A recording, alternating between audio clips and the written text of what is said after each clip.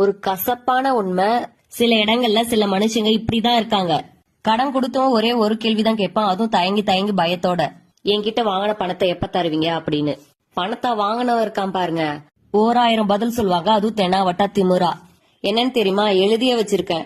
உன் பணத்தை தூக்கி ஓடிரு போறனா, இல்ல வீட்டை பேத்து கொண்டு போயிரோனா, இல்ல ஊரை விட்டு ஓடிரோனா? இங்கதானே இருக்க போற. அந்த பணத்தை வாங்கி தின்றுவா போற. ஏன் பணம் பணம் அலையிற? ஆமா, அந்த பணத்தை வாங்கி நீ என்ன பண்ண போற? இன்னுமா அதை ஞாபகம் வச்சிருக்க? ஏற்கனவே கொடுத்த மாதிரி இருக்கே. உனக்கு என்ன செலவிற்கு பணத்தை திருப்பி கேக்குற? என்னவோ அவங்க பணத்தை திருப்பி கேக்குற மாதிரி இருக்கு. ஒரு தடவை கொடுத்துட்டு 1000 தடவை கேப்பியா? உன்னை ஒண்ணு ஏமாத்தணும்ன்ற எண்ணம் எல்லாம் எனக்கு கிடையாது. கண்டிப்பா பணம் கைக்கு வந்ததும் கொடுத்துடுவேன். இந்த மாசம் விட்டுருப்பா, அடுத்த மாசம் வாங்கிக்கோ. இதெல்லாம் தான் கடன் வாங்கினவன் சொல்ற பதில். எப்படி இருக்கு பாருங்க. தயவு செஞ்சு வாங்கின பணத்தை கொடுத்துடுங்க. ஏன்னா கடன் கொடுக்கும்போது நம்ம கஷ்டத்துக்கு அந்த பணத்தை திருப்பி வாங்கிக்கலாம் அப்படின்ற நம்பிக்கையில தான் அவங்க கொடுக்கறாங்க. அது நீங்க கடன் கொடுத்தவனுக்கு பண்ற நம்பிக்கை துரோகம்.